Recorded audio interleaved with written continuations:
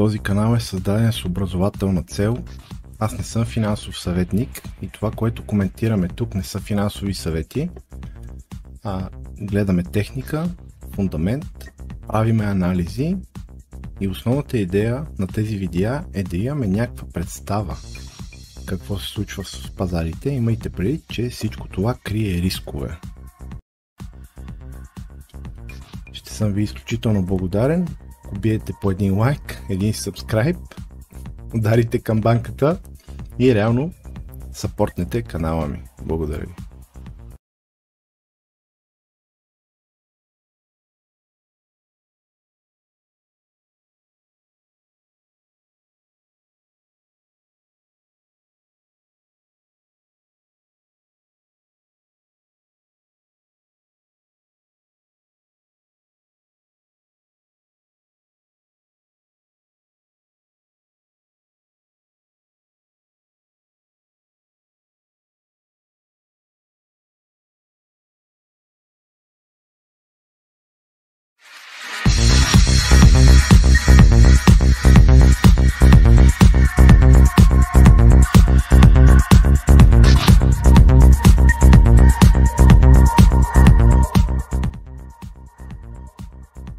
Този канал е създаден с образователна цел.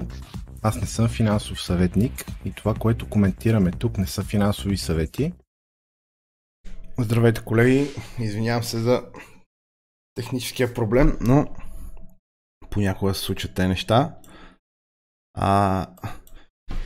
Днес си поговорим за много важни неща, които се очакват на финансовите пазари. Може би е хубаво да го направя в отделно видео и не само, че е хубаво, ще го направя конкретно индексите, ни интересуват.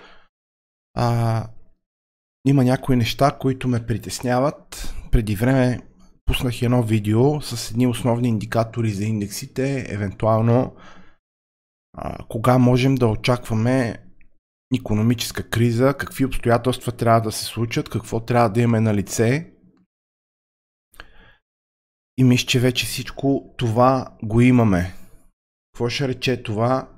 Това ще рече, че имаме потвърждения от няколко страни и то изключително важни за световната икономика, че ни предстои рецесия. Колко дълбока ще е рецесията? Това е много интересен въпрос. Тук има две твърдения. Възможно е и двата варианта да се развият, но не е възможно да нямаме рецесия от тук нататък. Шансът пазарите да продължат да се движат нагоре е нещо от сорта на 2 или 3%. Изключително важно е това нещо да се знае. Естествено, много хора дълго време търсят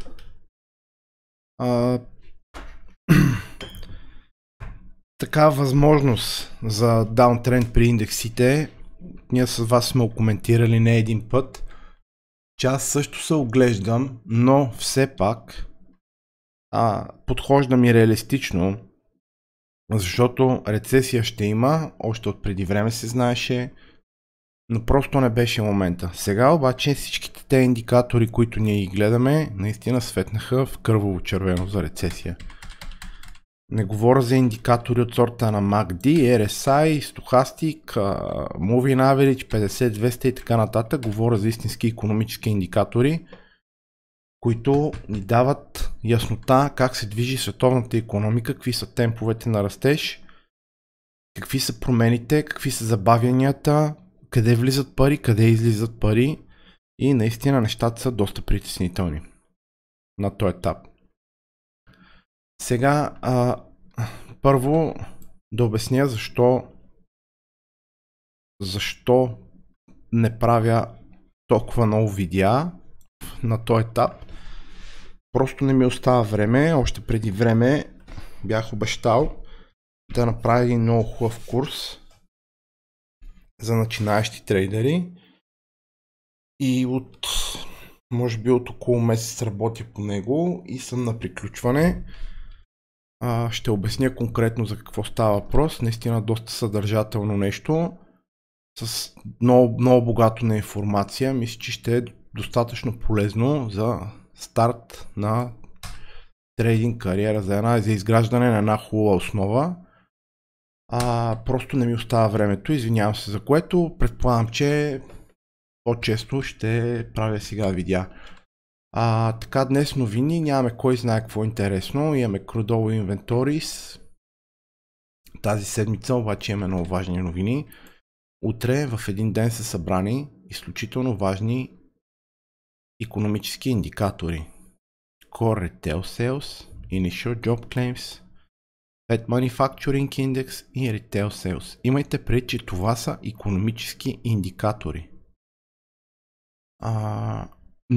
Ако светнат утре в червено, това ще е много неприятно за финансовите пазари. Сега караме по същество. Какво се очаква и как мога да изтъргуваме тази криза? Кога ще започне? Това може би е въпроса на всеки един човек тук. Кога ще започне кризата? Кризата е започнала много отдавна. Кризата започна още 2007-2008 година. Реално оттам се напомпва, се надува един балон. Тя никога не е свършвала тази криза реално. Надува се един балон, цените скачат, но нещата отзад въобще не са задоволителни, въобще не са добре. Реално погледнато абсолютно всички икономисти на този свят очакваха, че ще дойде момента, в който този балон ще се пукне и може би сме толкова близо до това спукване, колкото не може да си представим. Предполага се, че към края на този месец, предполага се към, лично за мен е около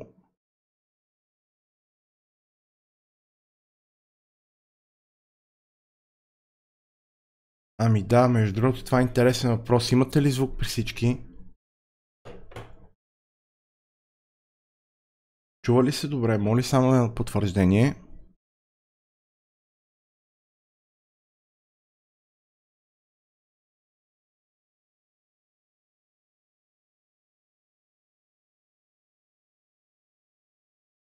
Окей, благодаря много. Реално погледнато, VIX го очакваме да има някакво Добре, много ви благодаря, колеги. Очакваме VIX да има някаква консолидация тук, може би някакво връщане, но реално погледнато точно в тази зона е това задържане, което се случи толкова дълго време. От април месец тази година. По-скоро можем да очакваме едно много силно движение, подобно на това при VIX.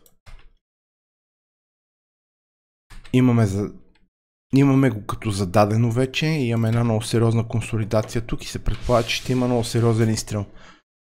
Сега за долар индекса малко ще си променя теорията. Защо?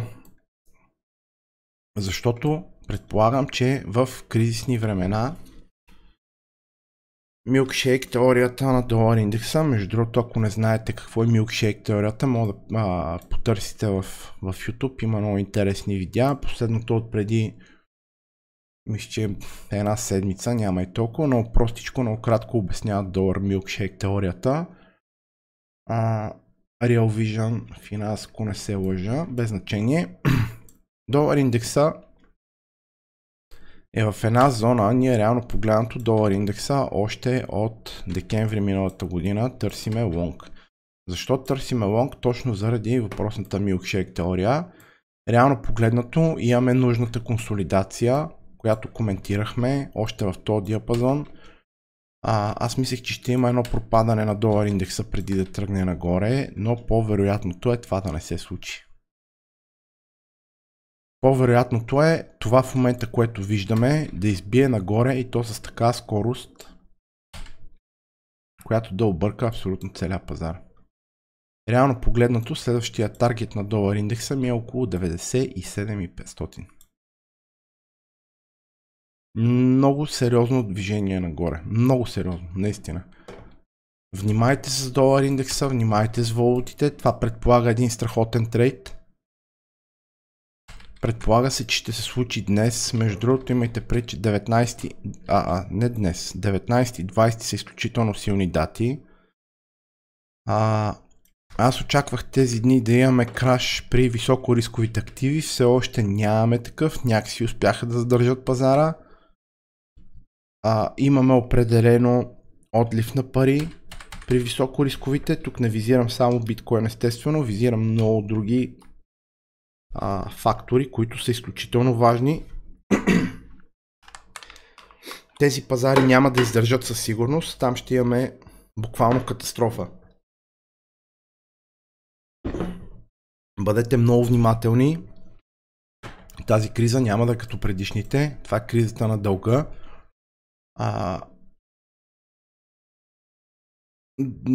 Ще има проблеми отново в целия свят. Просто се подгответе. Нещата въобще не са окей. Сега естествено, възможно е, тук много хора биха се запитали колко би паднал този пазар. Честно казано, ограничение на нулите, реално. Форекс. Обикновено, ако долара скача, еврото пада. Колко е вероятно еврото да падне и тук да имаме един Head and Shoulders, Double Top Setup и така нататък. Ами много е вероятно, даже май е по-вероятното в момента. Знам, че това ми прилича на някаква драсканица, обаче това нещо показва супер реалистично какво се случва на пазара. В момента този пазар ми казва, че това го натискат и ще се щупи. В момента за мен това е изключително изгодна позиция с топ малко над топ пок, който е 1.8250. 1.18250 за шорт и то дългосрочен. Австралийския долар същата история, много хубав реджекшн, продължение на тренда надолу, това винаги е подсказка за едно и също нещо. Тук имаме Head and Shoulders и той ще бъде подплатен от много ордери, които виждат същата картинка. Знам, че го отричах до скоро време, но в момента нещата много се промениха. GBP USD, the same shit. Имаме една подсказка за евентуален пробив, който няма да се осъществи. Имайте предвид, че това ни е съпорта, това ни е резистанса. Паднем ли под основния съпорт?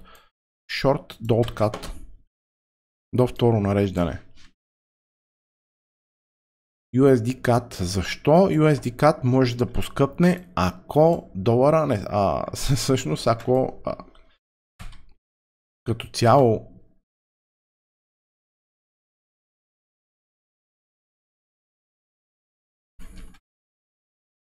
всъщност защо поскъпва това? Защото отпред